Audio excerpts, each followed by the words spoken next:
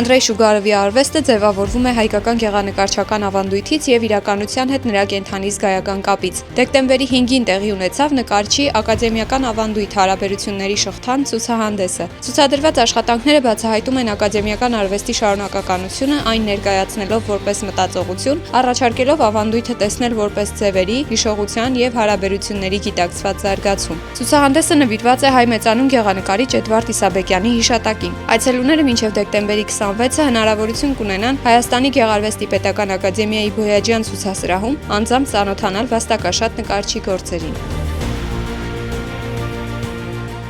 Բաժանորդագրվեք Իրավաբան նեթի սոցիալական հարթակներին հետագա նորություններին տեղեկանալու համար։